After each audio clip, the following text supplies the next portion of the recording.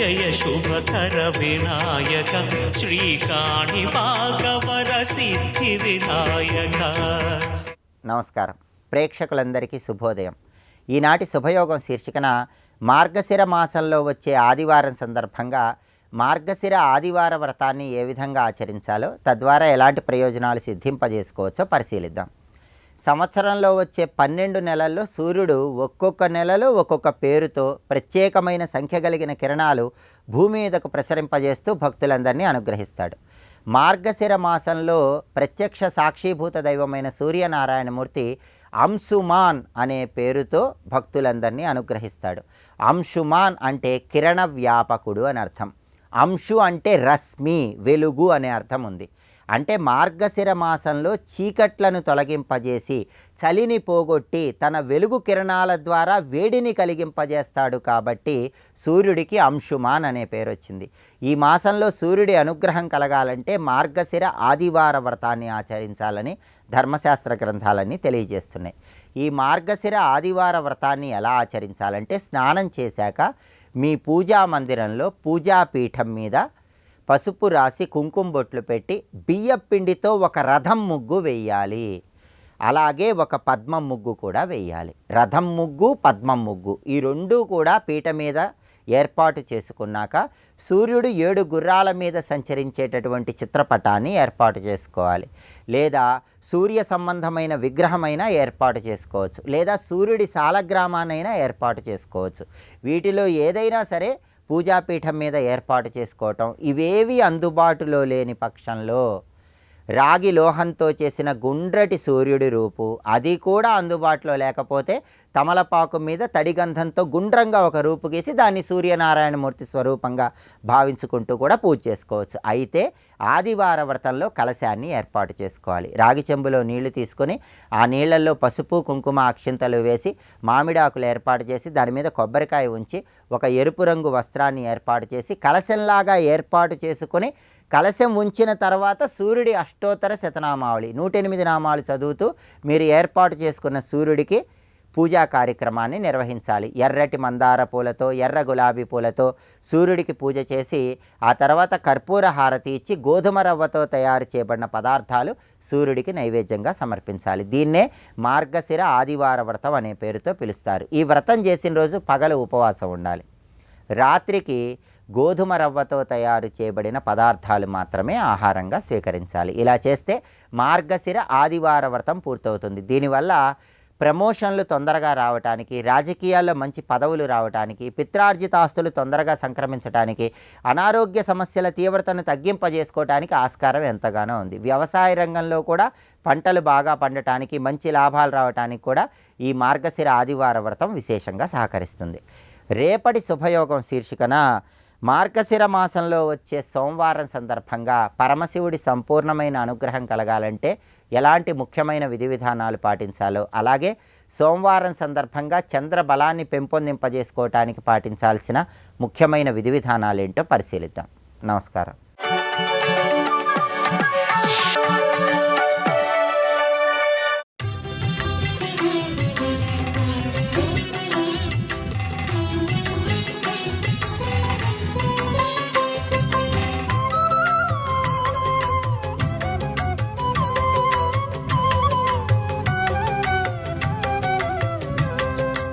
గాయత్రి అనగా గయాన్ త్రాయతే ఇది గాయత్రి అని ఒకటి, గాతారం త్రాయతే ఇది గాయత్రి అని 2 అర్థాలు చెప్పారు.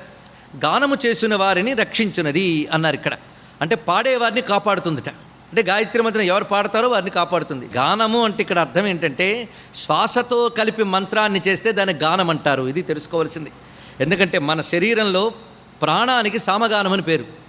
అందుకు శ్వాసతో కలిపి మంత్రాన్ని జపిస్తే అది గాయత్రి అవుతున్నది. ఏ మంత్రం నీకు ఉపదేశింపబడినా అది శ్వాసతో చేస్తే అది నీకు గాయత్రి. ఇది ఒక అర్థం. అదేవిధంగా ప్రాణరక్షణ శక్తి గాయత్రి. శ్వాస అంటే ప్రాణమేగా, ఇది విశేషం. అలాగే సంధ్యాకాలముల యందు జపించే మంత్రము ఆ జపించేవాడికి గాయత్రి అవుతున్నది. ఇది తెలుసుకుంటే ప్రతివారు కూడా వారికి ఉపదేశింపబడిన మంత్రముల్ని సంధ్యాకాలంలో చేసుకోవచ్చు. ఏ మంత్రము లేకపోతే ఆదిత్య హృదయం చదువుకున్న సంధ్యా సమయంలో అదే మంత్రం చేసుకోవాలంటే ఎన్ని లేవు. ఉపనయన సంస్కారమైన వాడికి త్రిసంధ్యలు చేసినప్పుడే తర్వాత ఏ మంత్రం చేసినా కూడా పండుతుంది. ఇది మానివేసి కొత్తది ఏది అక్కర్లేదు.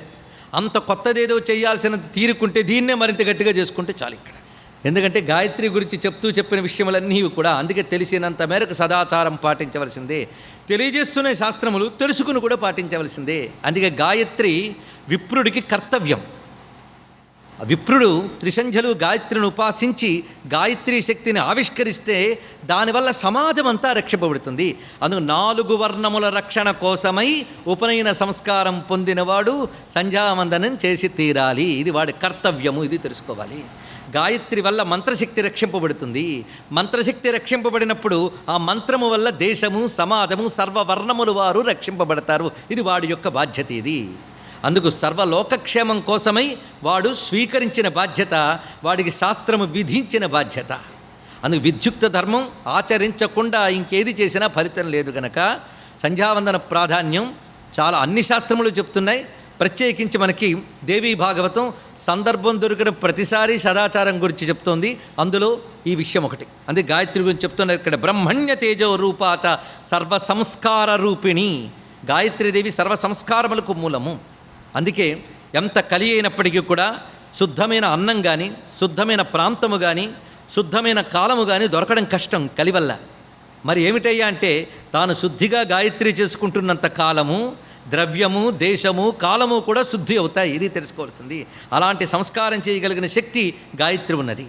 అందుకే గాయత్రి వల్ల వాడు శుద్ధుడై ఇలాంటి గాయత్రి అనుష్ఠానం కలిగినటువంటి వారు ఉంటే ఆ సమాజానికి మంచి ఆలోచనలు వస్తాయి, మంచి సంస్కారములు వస్తాయి. ఎన్ని కాశీయాత్రలు చేసినప్పటికీ కూడా స్వధర్మాన్ని విస్మరించరాదు. అందుకు విప్రుడికి గాయత్రి స్వధర్మము, అది చేసి తీరాలి. ఇది వివరిస్తున్నారు ఇక్కడ. పవిత్ర రూప సావిత్రి గాయత్రి బ్రహ్మణ ప్రియా తీర్థాన్ని యస్యా సంస్పర్శం వాంఛంతి హ్యాత్మశుద్ధయే. అంతేకాదు ఏ తీర్థమైనా గాయత్రి జపించి ఆచరించినప్పుడు అవి శుద్ధమవుతాయి, ఆ తీర్థము కూడా సంతోషిస్తుంది అనే విషయాన్ని చూపిస్తున్నారు. ఆ గాయత్రి స్వరూపము శుద్ధ స్ఫటిక సంకాశ, శుద్ధ స్ఫటికము వలె ఉంటుంది. అంటే అంత స్వచ్ఛమైనది. ముఖమునందు 5 రకాలైన వదనములు కనబడుతూ 5 వర్ణములు గోచరించిన ప్రధానమైన శరీర వర్ణమంతా శుద్ధ స్ఫటికమే. అచ్చం శివుని యొక్క పంచముఖ వర్ణన ఎలాగో ఇది అలాగా. శివుడు కూడా శుద్ధ స్ఫటిక విగ్రహుడు, 5 ముఖాలు కలవాడు. ఒక్కొక్క ముఖానికి ఒక్కొక్క వర్ణం. 5వదైన ఈశానముఖం శుద్ధ స్ఫటికం. అది ఆయన అసలు తత్వం. లోకాలను నడిపేటప్పుడు 4 ముఖాలతో ఉంటాడు కానీ 4 వర్ణములు. అదేవిధంగా గాయత్రీదేవి ఈవిడ పరమానంద రూపాచ పరమాచ సనాతని పరబ్రహ్మస్వరూపాచ నిర్వాణ పదదాయిని బ్రహ్మతేజోమయీ శక్తి. ఈవిడ బ్రహ్మతేజశక్తి అనగా బ్రహ్మమనగా వేదము, ఆ వేదము యొక్క తేజస్సే బ్రహ్మతేజస్సు. ఆ తేజశక్తి ఈ తల్లి. ఈ దేవీ చతుర్థా కథిత ఇంతవరకు 4 చెప్పారు. ఇప్పుడు 5వది చెప్తున్నారు. 5వది చాలా ప్రధానమైన మహాశక్తి ఈవిడ. ఈ తల్లి పరమాత్మకి పంచప్రాణ శక్తి, ప్రాణాధిక ప్రియతమా సర్వాభ్య సుందరీపరా. పరమాత్మకి ప్రాణముల కంటే ప్రియమైనటువంటి శక్తి అన్నారు. ఆ తల్లియే రాధాదేవి. ఈ రాధాదేవి తత్వము ఎంతో విశిష్టమైనది అని చెప్తూ, ఈ రాధాదేవి తత్వం అంత తేలిగ్గా అవగతం కాదండి. రాధ అనగానే వెంటనే మనోభూమిక లౌకికమైన స్థితిని దాటిపోతుంది. అసలు లౌకికమైనటువంటి సృష్టి, స్థితి, లయ, ధర్మము, అధర్మము అన్నీ దాటిపోతుంది. ఈ మాట చెప్పేటప్పుడు ధర్మము అధర్మము కూడా దాటిపోతుంది అన్నాం. ధర్మం దాటిపోతుందంటే మళ్ళీ అధర్మంలోకి వెళ్ళిపోతాం. కానీ ధర్మాధర్మములు రెండిటికీ అతీతం. ఆచారము, ధర్మము ఇదంతా లోక వ్యవహారం. అమ్మవారు రాధాదేవి తత్వం అన్నదే వీటన్నిటికి అతీతం. అందుకే లౌకికమైన ఏమాత్రపు వాసన ఉన్నప్పటికీ కూడా రాధాదేవి తత్వం అవగతము కాదు. రాధాదేవి తత్వం అంత తేలిక కాదు. 5వదైన ఈ తత్వం అత్యంత ఉత్కృష్టమైనది, అతీంద్రియమైనది. ఈ రాధాదేవి దర్శనం పొందాలని బ్రహ్మదేవుడు 60 వర్ష సహస్రాణి వ్రతస్తే బ్రహ్మణపురా. 6000 సంవత్సరాలు బ్రహ్మదేవుడు తపస్సు చేసేట రాధాదేవి దర్శనం కోసమని. ఇలా 6000 సంవత్సరాలు తపస్సు చేస్తే అతని లెక్క ప్రకారం అండి, మన లెక్క ప్రకారం 6000 కాదు, బ్రహ్మగారి లెక్క ప్రకారం 6000 సంవత్సరాలు తపస్సు చేస్తే రాధాదేవి కాలి కొనగోరు చూడగలిగాడు ఇక్కడ. అంటే అమ్మ దర్శనం ఎంత దుర్లభమో దీన్ని బట్టి చూడండి. కాలి కొనగోరు మాత్రమే కనబడిద్దిట. అప్పుడు దుఃఖపడతాడు, ఏడుస్తాడు. ఇక్కడ కేవలం రాధాదేవి కోసం అంత తపస్సు చేస్తే యత్ పాదపద్మనఖర దృష్టయే చ ఆత్మశుద్ధయే. ఆ కాలి కొనగోరు చూస్తే ఆ ధ్యానం వల్ల కొంతకాలానికి ఆత్మశుద్ధి లభించిందిట. అది లభించిన తర్వాత కృష్ణుడు అనుగ్రహిస్తే బృందావనంలో రాధాకృష్ణుల దర్శనం తర్వాత లభించింది అని దీని కొనసాగింపు బ్రహ్మవేత్త పురాణ ప్రకారంగా మనం చెప్పుకుంటున్నాం. మొత్తానికి రాధాదేవి తత్వం మాత్రం ఈ బాహ్యములైన వాటన్నిటికి అతీతమైనటువంటిది. అది మీరు అనుకునేటటువంటి మంత్రాలకి, తంత్రాలకు, ఉపాసనలకు, యోగాలకి, కొండలనీలకి, మణిపూర, విశుద్ధ, వీటన్నిటికి అతీతం. అది కేవల ప్రేమస్వరూపం. అది అర్థం కావాలంటే అనేక జన్మల సంస్కారం ఉండవలసిందే. అందుకే రాధాదేవి తత్వం 5వదిగా చూపించారు. మిగిలిన 4 సృష్టి వ్యవహారంలో మనకు కనిపిస్తూ ఉంటాయి. విద్య, ఐశ్వర్యము, శక్తి, గాయత్రి, వేదము, యజ్ఞము, ఇవన్నీ సృష్టి వ్యవహారం సజావుగా సాగడానికి పనికొస్తాయి. ఈ రాధాదేవి తత్వం అన్నదే అది సృష్టి అతీతమైనటువంటి కేవల పరమాత్మ యొక్క ఆనంద స్వరూపము. రాధ అనగా పరమాత్మ యొక్క ఆనంద ప్రేమ స్వరూపిణి. ఈ రాధాదేవి తత్వాన్ని ఇక్కడ చాలా వివరించారు. దాని సారాన్ని మనం గ్రహించే ప్రయత్నం చేద్దాం. ఎందుకంటే రాధాదేవి తత్వం అగాధం. బ్రహ్మదేవుడు అంతటి వాడే 6000 ఏళ్ళు తపస్సు చేస్తే కాలి కొనగోరు మాత్రమే దర్శింపజేసిందంటే ఆ తల్లి తత్వం గ్రహించగలమా? కానీ రాధాదేవి తత్వం అవగాహన కాకపోతే కృష్ణుడు అర్థం కాట. అది చూపించారు. మరి ఏమిటి రాధాదేవి? ఈ రాధాదేవి గురించి దేవీ భాగవతంలో విస్తారంగా అనేక చోట్ల చెప్పబడుతున్నది. బ్రహ్మవివర్త పురాణంలో మళ్ళీ కనబడుతుంది, గర్గ సంహితలో గోచరిస్తున్నది. అలాగే సామవేద, ఋగ్వేద మంత్రాల్లో రాధాదేవికి సంబంధించిన ప్రత్యేక మంత్రములు, ఉపనిషత్తులు కూడా ఉన్నాయి, ఉపాసనాపరమైనది. అందులో రాధాదేవి శబ్దానికి అర్థం చెప్తూ కృష్ణం ఆరాధయతి కృష్ణేన ఆరాధ్యతే ఇది రాధా అని చెప్పారు. ఈ తల్లి కృష్ణుని ఆరాధిస్తూ ఉంటుందిట, కృష్ణుడి చేత ఆరాధింపబడుతూ ఉంటుందిట. అది ఇక్కడ తత్వం. అందుకు ఆయన ఆరాధన పొందుతూ ఉంటుంది, ఆయన ఆరాధిస్తూ ఉంటుంది. అసలు ఆరాధన అంటే ఏమిటి అది కూడా తెలిస్తే తర్వాత మనం మాట్లాడదాం. ఆరాధన అనగా మనం ఏమనుకుంటున్నాం? ఆరాధన అంటే ఏమిటి అడిగితే వెంటనే పూజ అని అంటాం. ఆరాధనల్లో ఒక భాగం పూజ. కానీ ఆరాధన అనే మాటకి అది పూజ, జపం, స్తోత్రం, ధ్యానం, కీర్తన ఏదైనా కావచ్చు. ఆరాధన అనగా మన హృదయాన్ని లేదా మన యొక్క మానసిక ప్రవృత్తిని పరమాత్మతో అనుసంధానం చేసే సాధన పేరు ఆరాధన. ఇది అర్థం. సర్వం శ్రీ జగన్మాతృ చరణారవిందార్పణమస్తు. స్వస్తి.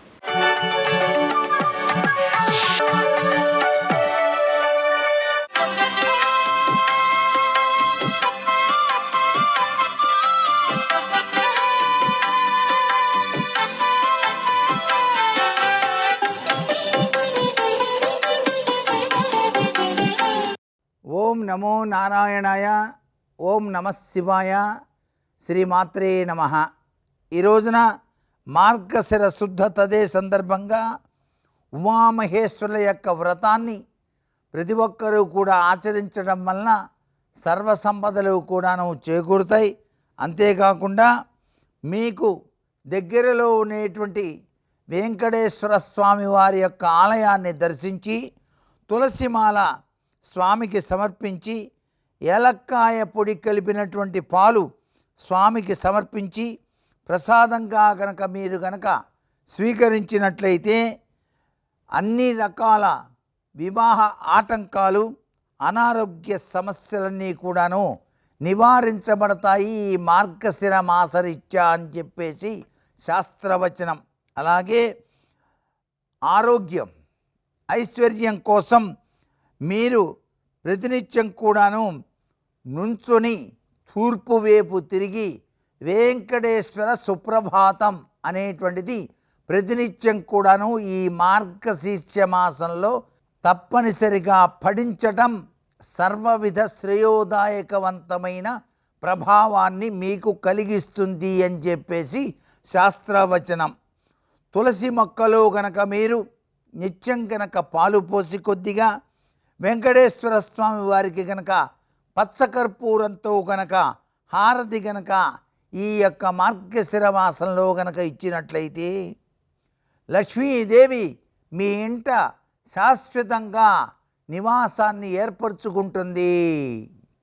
లక్ష్మీదేవి యొక్క దివ్యవంతమైనటువంటి అనుగ్రహ కరుణాకటాక్ష వీక్షణాలను మీరు సాధించుకోవడానికి ఇది చక్కని సులువైనటువంటి మార్గంగా ఈ మార్గశిర మాసరీత్యా ప్రతి ఒక్కరూ కూడా ఆచరించుకోవచ్చు. పచ్చకర్పూరంతో హారతి ఇవ్వటం అనేటువంటిది చాలా విశేషకరమైన ప్రభావం. సర్వే జనా సుఖినో భవంతు.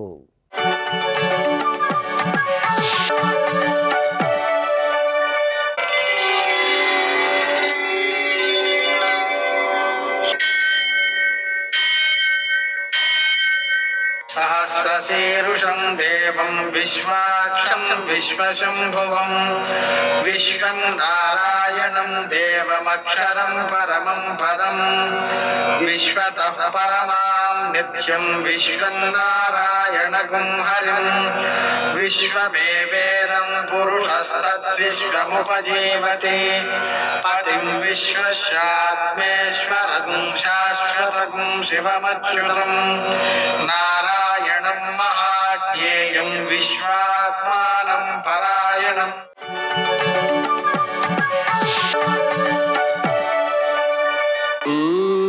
శౌర్యమథేందురింద్రపదవీ సన్మంగళం మంగళం. యఃకర్తా జగతాం భర్తా సంహర్తా మహసాం నిధి ప్రణమామిదమాదిత్యం బహిరంతస్తమోపహం. నేటి కాలమాన విశేషాలను గమనిద్దాం. స్వస్తి శ్రీ చాంద్రమాన విశ్వావసనామ సంవత్సరం దక్షిణాయనం హేమంత ఋతువు మార్గశిర మాసం శుక్లపక్షం ఆదివారం. సూర్యోదయం 6 గంటల 29 నిమిషాలకు, సూర్యాస్తమయం 5 గంటల 35 నిమిషాలకు. తిథి తదియ రాత్రి 7 గంటల 22 నిమిషాల వరకు, నక్షత్రం మూల రాత్రి 7 గంటల 25 నిమిషాల వరకు, వర్జం సాయంకాలం 5 గంటల 39 నిమిషాల నుంచి 7 గంటల 25 నిమిషాల వరకు, మరల తెల్లవారుజామున 6 గంటలకు ప్రారంభమై మరుసటి రోజు ఉదయం 7 గంటల 45 నిమిషాల వరకు కొనసాగుతోంది. దీన్ని బట్టి రేపటి రోజు సూర్యోదయానికి వర్జం ఉన్న కారణంగా ఆ వర్జం కంటే ముందుగానే, అంటే సూర్యోదయానికి ముందే తెల్లవారుజామునే పిల్లల్ని కూడా నిద్ర లేపేయడం మంచిది. వజ్ర సమయంలో నిద్ర లేవడం మంచిది కాదు. అదేవిధంగా ఈరోజు దుర్ముహూర్తం సాయంకాలం 4 గంటల 6 నిమిషాల నుంచి 4 గంటల 51 నిమిషాల వరకు, అమృతకాలం మధ్యాహ్నం 12 గంటల 19 నిమిషాల నుంచి 2 గంటల 5 నిమిషాల వరకు, రాహుకాలం ఆదివారం కాబట్టి సాయంకాలం 4:30 నుంచి 6 గంటల వరకు, అష్టకవర్గ రీత్యా శుభప్రదమైన సమయం ఉదయం 10 గంటల 45 నిమిషాలకి. నేటి విశేషం రంభావ్రతం ప్రదోషం ఆదివారం. ఆదివారం కాబట్టి సూర్యోదయానికి ముందు కానీ చన్నీటి స్నానం చేయడం, సూర్యోదయానంతరం చక్కగా సూర్య నమస్కారాలు చేసుకోవడం, మధ్యాహ్న సమయంలో పాయసం నివేదన చేస్తూ సూర్యనారాయణమూర్తికి పూజ చేసుకోవడం మొదలైన చర్యల ద్వారాను, నూనె పదార్థాలు తినకపోవడం, పగలు నిద్రపోకపోవడం, ఒకపూటే భోజనం చేయడం మొదలైన కార్యాల ద్వారాను మనకు సంపూర్ణ ఆరోగ్యం కలుగుతుంది. ఎవరైతే నూనె పదార్థాలు మొదలైనటువంటి వాటిని వాడతారో వాళ్ళకి 7 జన్మలలో దారిద్ర్యం వస్తుందని చెబుతోంది శాస్త్రం. అందుకని చాలా జాగ్రత్తగా ఉండాలి. నూనె అన్నప్పుడు నువ్వుల నూనె మాత్రమే గ్రహించాలి, మిగిలినటువంటి నూనె వాడినా ఇబ్బంది లేదు. అదేవిధంగా ఆదివారం కాబట్టి సూర్యనారాయణమూర్తికి ప్రీతికరమైనది కాబట్టి సూర్య నమస్కారాలు మొదలైనవి విశిష్టమైన ఫలితాన్ని అందజేస్తాయి. ఇక రంభావ్రతం అంటే అరటి తోటలో గౌరీదేవిని పూజ చేసుకోవాలి. ఈరోజు ప్రారంభించి 4 రోజుల పాటు చేస్తారు. కన్యకలు చేస్తారు. చేసినందువలన ఉత్తముడైనటువంటి భర్త లభిస్తాడు. అయితే ఇది ఆ వ్రతం చేసిన నాళ్ళు కూడా అరటి చెట్ల దగ్గరే పడుకోవాలి. అంటే మనకు ఇంట్లోనే అరటి చెట్ల గుంపు ఉన్నట్లయితే దొడ్లో అక్కడే మనం రాత్రి కూడా విశ్రాంతి తీసుకునేలాగా ఆ అరటి చెట్టు మొదట్లో గౌరీదేవిని పూజ చేసుకునేలాగా చేసుకోవడం అనమాట. అరటి తోట అంటే దానికి రక్షణ సౌకర్యాలు ఉండవు కదా, అందుకని ఇంటికి అనుబంధంగా ఉండేటువంటి తోటలో మాత్రమే ఇటువంటి కార్యక్రమాలు చేసుకోవడం మంచిది. ఆ విధంగా చేయడం ద్వారా చక్కని భర్త లభిస్తాడు కన్యకలకి. అలాగే ఈరోజు ప్రదోషం కూడా ఉంది సాయంకాలం. ఆ కారణంగా సూర్యాస్తమయం తర్వాత ఆ ప్రదోష సమయంలో గోధుమలతో శివుణ్ణి పూజ చేయడం ద్వారా సంతాన సౌఖ్యం లభిస్తుంది. అంటే సంతానం లేని వాళ్ళకి సంతానం కలగడం, సంతానం ఉన్న వాళ్ళకి వాళ్ళు అనుకూలంగా అభివృద్ధిలోకి రావడం లాంటివి సిద్ధిస్తాయి. విశేషించి మనం చేయాల్సినటువంటి కార్యక్రమాలలో ఆ గోధుమలను ఆవులకు ఆహారంగా అందించవచ్చు. దానివలన ఉత్తమ సంతానం అభివృద్ధి చెందుతుంది, అలాగే ఆరోగ్యం కూడా వృద్ధి చెందుతుంది. నేటి ఆణిముత్యాలు.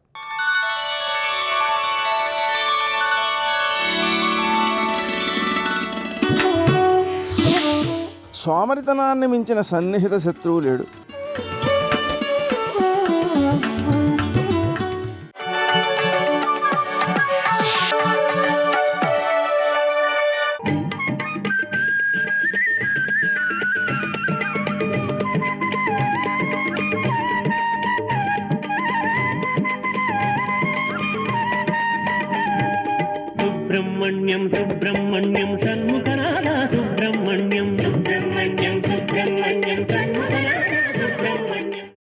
నీలో ఎక్కడో దేవసేనకి ఆధ్యక్షం వహించి రాక్షసుల్ని సంహరించాలన్న కోరిక ఒకటి మిగిలి ఉన్నది. ఈ కోరిక పూర్తి అయిపోతే తప్ప నీకిక వాసనాబలం అంతా క్షయమైపోయిందని చెప్పడం కష్టం. కాబట్టి నువ్వు దేవసేనకి ఆధ్యక్షం వహించవలసి ఉంటుంది, రాక్షసుల్ని సంహరించవలసి ఉంటుంది అని చెప్పాడు. సమయం కోసం ఎదురు చూస్తున్నారు సనత్కుమారుల వారు. త్రికాలవేది మహానుభావుడు, ఈశాన సర్వ విద్యానాం ఈశ్వర సర్వభూతానాం బ్రహ్మాధిపతి బ్రహ్మణోధిపతి బ్రహ్మా శివోమే అస్తు సదాశివోం. ఆయనకి తెలియనిది ఉంటుంది పరమేశ్వరుడికి. ఆయనకి ఎక్కడ జ్ఞానులుంటే అక్కడ పరమ సంతోషం శివుడికి. ఆయన ప్రదోష వేళలో వృషభవాహనారూఢుడై విహారం చేస్తుంటాడు. ఆయనకి అది అలవాటు. ప్రతి ప్రదోష వేళలోనూ ఆయన తిరుగుతూ ఉంటాడు. అందుకే ప్రదోష వేళలో తిరిగేటటువంటి సమయంలో ఎవరైనా దంపతులు క్రీడించినా లేక నిద్రపోతున్నా ఆయన దానిని అంగీకరించాడు. కశ్యప ప్రజాపతి భాగవతంలో చెప్తాడు, ఆయన వృషీశ్వరయానంబున సంచరించుటది అభావ్యంబయ్యే అంటాడు. ప్రతి ప్రదోష వేళలో పరమేశ్వరుడు వృషభవాహనారూఢుడై తిరుగుతూ శ్రీశైల పర్వతం మీద ఒకసారి దిగుతాడు అని చెప్తారు శాస్త్ర ప్రమాణంలో. అటువంటి మహానుభావుడు వెళ్ళేటటువంటి వేళ పరమశివుడు ఆకాశంలో తిరుగుతూ పార్వతీదేవితో కలిసి కింద ఉన్నటువంటి సనత్కుమారుల్ని చూశారు. ఈయనకి వాసనాబలం క్షయమైపోవాలి, మిగిలిపోయిన ఒకే ఒక్క కోరిక తీరిపోవాలి. మనసు యొక్క సంగము అంత భయంకరంగా ఉంటుంది. అది పొందినటువంటి ఉద్వేగం ఏదుందో అది పునర్జన్మలకు కూడా కారణమవుతుంది. అందుకే అసలు మనసు దేని యందు ప్రవర్తిస్తోంది అన్నదాని బట్లే పునర్జన్మ కూడా ఆధారపడుతుంది. మన ఏవ మనుష్యానాం కారణం బంధమోక్షయోహో. మనసు యొక్క శుద్ధి కానీ మనసు అపవిత్రం అవడం కానీ కేవలము 5 ద్వారముల గుండానే జరుగుతూ ఉంటుంది. ఈ 5 ద్వారముల గుండా లోపలికి వెళ్ళేటటువంటి విషయములు ఏ ఉన్నాయో అవి పరమ శుద్ధమైనవి లోపలికి వెళ్ళడానికి అవకాశం ఇస్తున్నంతసేపు మనసు శుద్ధమవుతూ ఉంటుంది. అలా కాకుండా 5 ద్వారాల్లోంచి లోపలికి వెళ్ళేటటువంటివి విషయ వస్తువులై మనసుకి రజోగుణ తమోగుణ ప్రకోపాన్ని పెంచగలిగినవైతే అవి పునర్జన్మలకి హేతువులవుతాయి. నీచ జన్మలలోకి వెళ్ళడానికి కారణం అవే అవుతాయి. అవే మనకు ఉండేటటువంటి జ్ఞానేంద్రియములైనటువంటి కన్ను, ముక్కు, చెవి, నాలుక, చర్మము. ఈ 5 ద్వారా లోపలికి ఏవి పుచ్చుకుంటున్నాడన్న దాని పట్లే మనసు శుద్ధమవుతూ ఉంటుంది, అపవిత్రమవుతూ ఉంటుంది. కంటితో ఎప్పుడూ పవిత్రమైన వస్తువుని మాత్రమే చూడడం అలవాటు అనుకోండి, ఆ వ్యక్తి యొక్క మనస్సు అంత తొందరగా పాడైపోతుందని చెప్పడం కష్టం. నోటి గుండా భగవత్ ప్రసాదాన్ని సాత్విక పదార్థాన్ని పుచ్చుకుంటూ ఉంటాడు అనుకోండి, ఆయన మనసు పాడవుతుందని చెప్పడం కష్టం. ఎప్పుడూ మంచి మాటలే వింటుంటాడు అనుకోండి, ఆయన మనసు నిలకడగా ఉంటుంది. అంతేగాని ఇవ్వకూడనివన్నీ 5 ద్వారముల గుండా లోపలికి పంపి మనసు నిశ్చలంగా ఉండాలి అని కోరుకుంటే అది ఒక్కనాటికి ఉండదు. అందుకే పెద్దవాళ్ళు ఒక మాట చెప్తారు, కొన్ని కోట్ల జన్మల తపస్సు చెయ్యడం వల్ల ఈశ్వరుడిచ్చేటటువంటి మొదటి ప్రయోజనం అంటూ ఏదైనా ఉంటే సత్సంగం ఇస్తాడు. మహాపురుషులతో కలిసి దగ్గరగా ఉండగలిగిన అవకాశం ఇస్తాడు. ఎందుకు ఇస్తాడు అంటే ఆయన ఏం చేస్తూ ఉంటాడో, ఆయన ఎలా ప్రవర్తిస్తూ ఉంటాడో, ఆయన దేని గురించి మాట్లాడుతూ ఉంటాడు అన్నది సంగము చేత ఆయన ఎక్కువగా మనసులోకి ప్రవేశిస్తాడు. ఆయన ప్రవేశమే సమస్త పాపములు ప్రక్షాళనము కావడానికి కారణమైపోతుంది తనంత తానుగా. సర్వం శ్రీ ఉమామహేశ్వర పరబ్రహ్మార్పణమస్తు. స్వస్తి.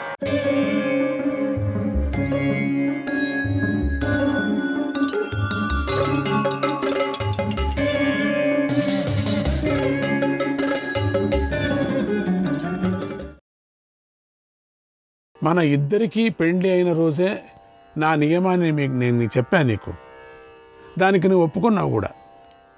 కనుక నియమ ప్రకారం నేను పెళ్లి చేసుకుంటున్నాను అంటే వెళ్ళిపోతున్నాను. నియమ ప్రకారంగా నువ్వు నన్ను పెళ్లి చేసుకున్నావు. ఆ నియమం ప్రకారంగానే నన్ను ఈరోజు అవమానపరిచావు, అందుకని నేను వెళ్ళిపోతున్నా.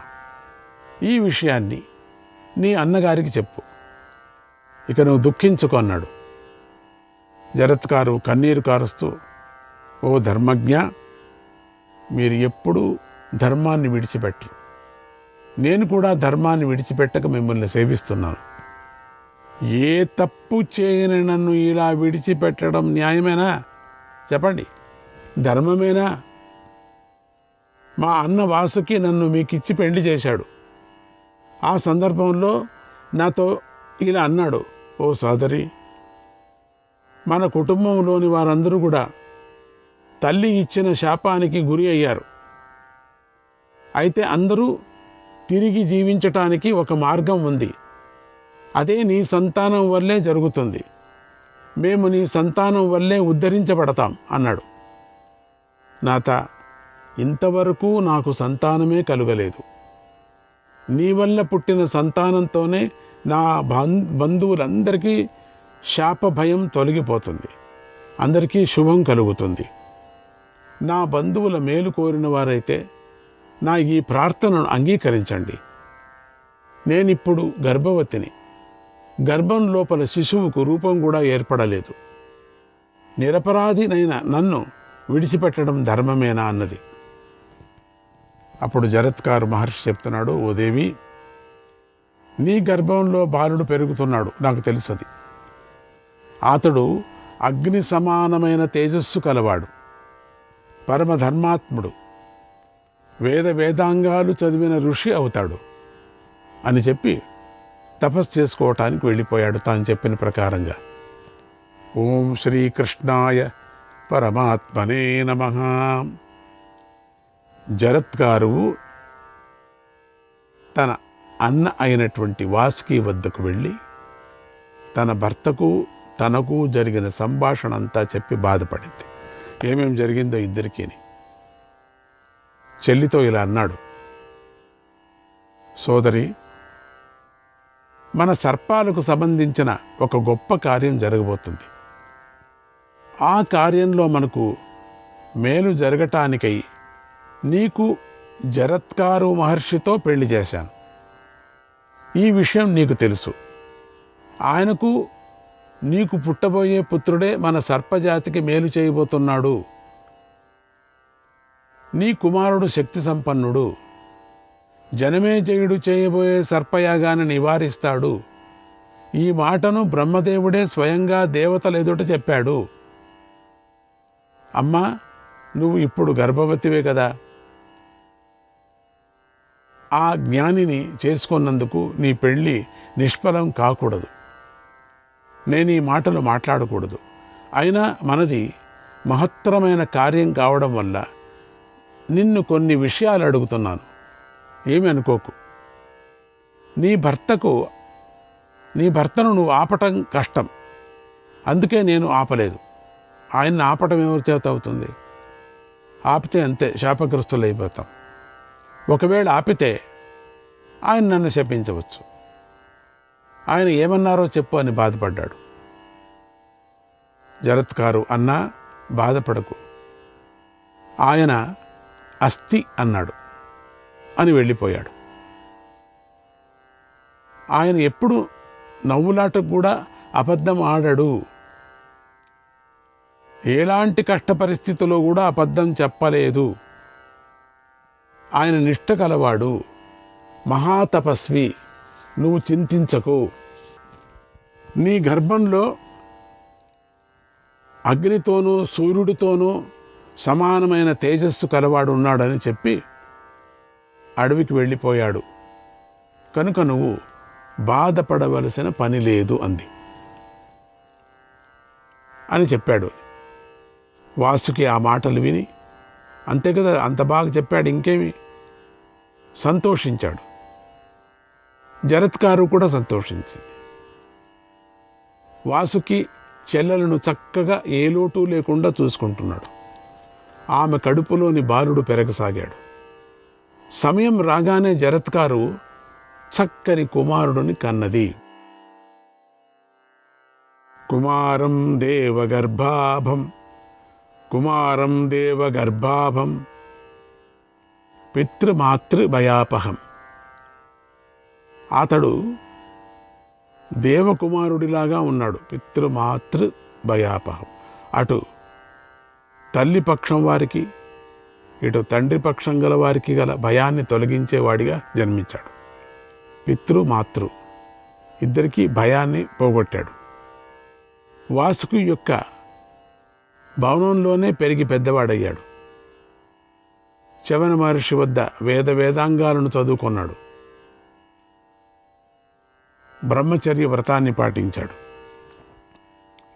బాల్యంలోనే మహాబుద్ధిమంతుడై లోకంలో ఆస్తికుడు అనే పేరుతో పిలువబడ్డాడు. అతడు గర్భంలో ఉన్నప్పుడు తండ్రి గారు అస్థి అని వెళ్ళిపోవటం బట్టి అతడికి ఆస్తికుడు అనే పేరు వచ్చింది. ఆ ఆస్తికుడు వాసుకి భవనంలో జాగ్రత్తగా రక్షించబడుతున్నాడు. వాసుకి భవనంలో శివుళ్లాగా పెరుగుతూ సర్పాలకు సంతోషాన్ని చేకూరుస్తూ ఉన్నాడు.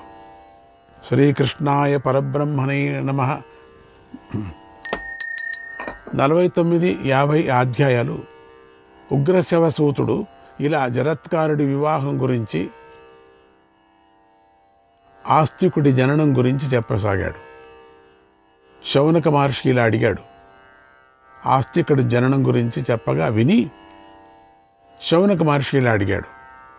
ఓ సూతనందన, జనమేజయుడు పరీక్షిత్ మరణం గురించి ఉత్తంక మహర్షి మాటలు విన్నాడు. తర్వాత ఆయన తన తండ్రి స్వర్గస్థుడైన విషయం గురించి మంత్రులను అడిగాడు. ఆ తర్వాత ఏమైంది, ఆ విషయాన్నంతా చెప్పు అన్నాడు. సూతనందుడు ఇలా చెప్పాడు. జనమేజయుడు మంత్రులతో, మంత్రులారా, మా తండ్రి గారి ఆచార వ్యవహారాలు మీకు బాగా తెలుసు. ఆయనకు మరణం ఎలా సంభవించిందో చెప్పండి. అప్పుడే నా మనస్సు ప్రశాంతంగా ఉంటుంది, లేకపోతే నాకు మనశ్శాంతి ఉండదు అన్నాడు. అప్పుడు మంత్రులు, ఓ మహారాజా, మీ తండ్రి గారు ధర్మాత్ములు, మహాత్ములు.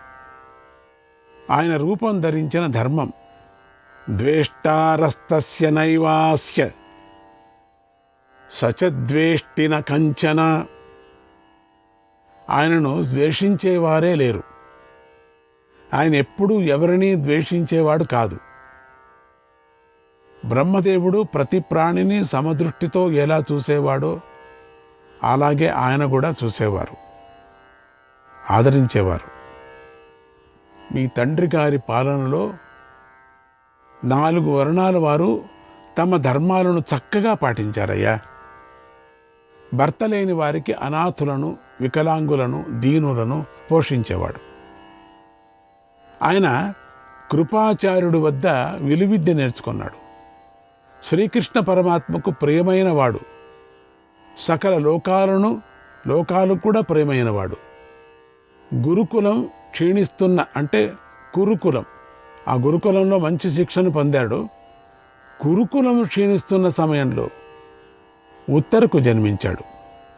అందుచేత ఆ అభిమన్యుడి కుమారుడికి పరీక్షిత్తు అనే పేరు వచ్చింది. ఆయన 60 సంవత్సరాలు చక్కగా పాలించాడు. తర్వాత అందరినీ దుఃఖ సముద్రంలో ముంచి దేవుడిలో కలిసిపోయాడు. తర్వాత మీరు చిన్నతనంలోనే రాజై చక్కగా పాలిస్తున్నారు అన్నారు. అప్పుడు జనమేజయుడు వారితో, మంత్రులారా, మా తండ్రి గారు మా తాతలతో సమానంగా కీర్తి పొందుతాడు కదా, అటువంటి ఆయనకు మృత్యువు ఎలా వచ్చింది అని అడిగాడు. అంత కీర్తి పొందినవాడు, అన్ని యజ్ఞయాగాలు వ్రతువులు చేసినవాడు, మహాత్ముడు, పైగా కృష్ణుడు యొక్క దగ్గర ఉండేవాడు. అటువంటి ఈ ఒక మంచి పాండవుల యొక్క కులంలో ఎందుకు అట్లా వచ్చింది, ఎందుకు చచ్చాడు? ఓ రాజా, నీ తండ్రి గారికి వేట అంటే ఎంతో ఇష్టం, ఆసక్తి. ఒకనాడు వేటకు వెళ్ళి ఒక మృగాన్ని కొట్టాడు. అది పారిపోతూ ఉంటే దాన్ని వెంటబడ్డాడు. అది కన్ను మూసి తెరిచే లోపలే వెళ్ళిపోయింది. దాని జాడి తెలియలేదు ఎక్కడికి పోయిందని. అప్పటికి ఆయన వయస్సు 60 సంవత్సరాలు. వేటలో బాగా అలసిపోయాడు. ఆకలి దప్పులతో బాధపడుతున్నాడు. అక్కడ ఉన్న ఆశ్రమంలో మౌనవ్రతంతో తపస్సు చేసుకుంటున్నటువంటి మహర్షిని చూశాడు. పారిపోయిన మృగం గురించి ఆయనను అడిగాడు. ఆయన నోరు విప్పలేదు. మహర్షి అలా స్తంభంగా కదలకుండా కూర్చునేసరికి మీ తండ్రి కోపం వచ్చింది. అక్కడ చచ్చిపడి ఉన్నటువంటి పామును వింటి కోనతో తీసి మహర్షి భుజం మీద వేశాడు. అప్పుడు మీ తండ్రి మంచి చెడ్డల గురించి మాట్లాడలేదు, కోపించలేదు, అలాగే నిశ్చలంగా ఉన్నాడు. శ్రీకృష్ణాయ పరమాత్మనే నమః. 50వ అధ్యాయం. పరీక్షిత్తు అలా ముని మెడలో చచ్చిన పాముని వేసి రాజ్యానికి వెళ్ళాడు. రాజు చేత అవమానించబడ్డ ఆ మునికి శృంగి అనే ఒక కొడుకున్నాడు. అతడు గోశాలలో పుట్టాడు. అతని కోపం ఎక్కువ. అతడు గురువును పూజించి ఇంటికి వెళుతుండగా అతడి మిత్రుడైనటువంటి కృషుడు, రాజుగారి వల్ల మీ తండ్రికి అవమానం జరిగింది, అయినా శమీకుడు మీ తండ్రికి ఎలాంటి అపకారం చేయలేదు అని చెప్పాడు. అప్పుడు శృంగి కోపించి తక్షకుడి చేతిలో పరీక్షిత్తుకు మరణం కలుగుగాక అని శపించాడు. ఇది మనం చెప్పుకున్నాం కదా. ఇప్పుడు కూడా సందర్భానుసారంగా మహారాజు అడిగారని చెప్తున్నారు ఇక్కడ. తర్వాత శృంగి తాను శాపం ఇచ్చిన సంగతిని తండ్రికి చెప్పాడు. అప్పుడు శమీక మహర్షి తన శిష్యుడైన గౌరముకుడి ద్వారా శాప వృత్తాంతాన్ని మీ తండ్రికి తెలిపాడు. మీ తండ్రి జాగ్రత్తగా ఉంటున్నాడు. 7వ రోజు వచ్చింది. ఆ రోజున కశ్యపుడనే బ్రాహ్మణుడు మీ తండ్రిని బ్రతికించాలని రాసాగాడు. మధ్యదారిలో తక్షకుడు అతడిని అడ్డుకొని ఏ పని మీద వెళుతున్నాడో తెలుసుకున్నాడు. తాను భస్మం చేసిన చెట్టును తిరిగి బ్రతికించటాన్ని చూసి అతడి మంత్రశక్తి గొప్పదని తెలుసుకున్నాడు. అతడికి కోరిన దానికన్నా అధికంగా ధనాన్ని ఇచ్చి కశ్యపుడిని ఆ వెనుక పంపించారు. తర్వాత తక్షకుడు అదృశ్య రూపంలో వచ్చి మీ తండ్రిని భస్మం చేశాడు. తర్వాత నువ్వు రాజు అయ్యావు. ఇదెంతో బాధ కలిగించే కథ. మీరు అడిగారు కాబట్టి పూర్తిగా చెప్పాం. తక్షకుడు మీ తండ్రికి అపకారం చేశాడు. డబ్బు ఎక్కువ తీసుకున్నాడు. ఈ ఉదంతంతో మహర్షి కూడా కష్టం కలిగించాడు. ఇక తర్వాత చేయవలసిన పనిని గురించి మీరు ఆలోచించండి అన్నారు. జనమేజయుడు, మంత్రులారా, నాకు ఒక సందేహం. మీరు చెప్పిన విషయంలో నాకు ఒక ముఖ్యమైనటువంటి విషయం మాకు కనిపిస్తుంది. దాని గురించి చెప్పండి. అది నిర్జనవనం. అక్కడెవరూ లేరు. తక్షకుడు కశ్యపుడు ఇద్దరే మాట్లాడుకున్నారు. వీరి మాటలు ఎవరికి తెలిసే అవకాశమే లేదు కదా, చూసే అవకాశమే లేదు కదా. అయితే ఈ విషయం బయటికి ఎలా పొక్కింది? ఎట్లా పొక్కింది? ఎవరికి తెలిసింది? ఎవరైనా ఉంటే కదా, ఎవరో విన్నారు, ఎవరు చూసి చెప్పారు. కశ్యపుడు కనుక విషాన్ని హరిస్తే నా తండ్రి బ్రతికేవాడు. తక్షకుడు లోకంలో పరిహాసం పాలయ్యేవాడు. ఈ ముఖ్యమైన విషయాన్ని నాకు చెప్పండి. నేను చేయవలసిన పనిని చేస్తాను. తక్షకుడిని నాశనం చేయటానికై ఒక ఉపాయాన్ని ఆలోచిస్తానన్నాడు. రాజుగారు ఇలా సూక్ష్మ దృష్టిలో ఆలోచించి మూలాన్ని పట్టుకునేసరికి మంత్రులు అసలు విషయాన్ని ఇలా చెప్పారు. ఈ కథను మనం వెనుక చెప్పుకున్నాం కదా, మళ్ళీ ఎందుకు అనుకోకూడదు మీరు? వ్యాస మహర్షుల వారు ముందే చెప్పారు కదా. నేను గ్రంథి పద్ధతిలో, అంటే గూఢమైన అర్థం ఉండేటట్టుగా ముడులతో వ్రాస్తున్నాను అన్నారు కదా మొదట్లోనే. అందుచేత తెలుసుకున్న కథలో కూడా రహస్యాలుంటాయి, ధర్మాలుంటాయి. వాటిని మీరు పట్టుకోండి. సూక్ష్మ దృష్టి మీకు అలవడాలి. వాటిని తెలుసుకొని మీరు ఆచరించండి అనే ఉద్దేశంతో ఆయన ఇలా రచన చేశారు. మూలమైన ఏదో ఉంటుంది అక్కడ, ఆ మూలాన్ని మనం పట్టుకోవాలి. మహాభారతం అంతా అంతే, చిక్కు చిక్కుగా ఉంటుంది ఒక్కొక్క చోట. దాంట్లో రహస్యం లోపల ఉంటుంది. అది మళ్ళీ మళ్ళీ మళ్ళీ మళ్ళీ మనం వినేటప్పుడు మళ్ళీ మళ్ళీ మళ్ళీ మళ్ళీ వింటూ వింటూ వింటూ వింటూ తెలుస్తుంది. కనుక మనం వెనుక తెలుసుకున్న కథలోని రహస్యాన్ని ఇప్పుడు మంత్రుల నోటి ద్వారా విందాం. ఇది వినలేదు అప్పుడు మనం. వాడొచ్చాడు, తక్షకుడి దగ్గరికి వచ్చాడు, ఇద్దరు మాట్లాడుకున్నారు, వాడికన్నా ఎక్కువ డబ్బులు ఇచ్చాడు, ఆ పురోహితుడు ఆ మంత్రవాది తీసుకువెళ్ళిపోయాడు అన్నాడు. తర్వాత పరీక్ష చేయటానికి ఆ మానుని భస్మం చేయమన్నాడు. ఇవంతా కూడా మనం చెప్పుకున్నాం. కానీ ఇది ఎట్లా బయటకు వచ్చింది అనేది పట్టేశాడు. మంత్రులు జనమేజయుడితో చెప్తున్నారు, ఓ రాజా, ఆ కశ్యప తక్షకులిద్దరినీ ఒక కట్టెలు కొట్టుకొని జీవించేవాడు చూశాడు. అతడే మాకు ఈ విషయం చెప్పాడు. అతడు కట్టెల కోసమని చెట్టెక్కి కూర్చొని ఉండగా ఆ చెట్టు కిందే కశ్యప తక్షకులు మాట్లాడుతున్నారు. ఆ చెట్టు కిందే చేరారు, పెద్ద వృక్షం అది. నేనే పైనున్నా, ఆ మాటలు వింటున్నా వాళ్ళిద్దరిది. వారి మాటలను అతడు విన్నాడు, నేను విన్నా అని చెప్పాడు. వారు అతడిని గమనించలేదు, పైన ఉండేవాడిని ఎవరు చూడలేదు. వీళ్ళు ఎవరు పైన చూడలేదు, తల ఎత్తి పైన చూడలేదు. తక్షకుడు చెట్టును కరిచిన తర్వాత విషాగ్నికి చెట్టుతో సహా కట్టెలు కొట్టుకునేవాడు కూడా బూడిదైపోయాడు. పైన ఉన్నాడు కదా, వాడు బూడిదైపోయాడు. కాశ్యపుడి మంత్రశక్తి ప్రభావంతో మళ్ళీ చెట్టుతో పాటే అతడు బ్రతికాడు, మళ్ళీ అక్కడే కూర్చున్నాడు పైనే. అతడే మాకు ఈ విషయాన్ని చెప్పాడు. ఇది మేము చూసిన విషయం, ఇది మేము విన్న విషయం. ఇక మీకేది మంచిదనిపిస్తుందో దాన్ని చేయండి అన్నారు.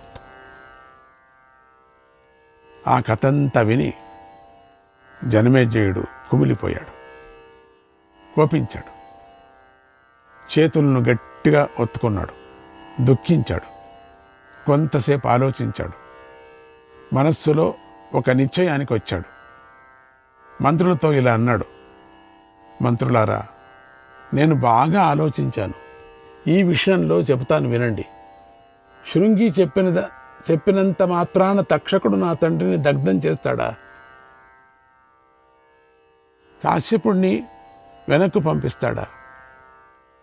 నా తండ్రి బ్రతకటం వల్ల తక్షకుడికి కలిగే నష్టం ఏమిటి? ధనం చూపించి కాశ్యపుడిని ప్రలోభపెట్టడం ఏమిటి? ఈ విషయంలో తక్షకుడు పెద్ద తప్పే చేశాడు.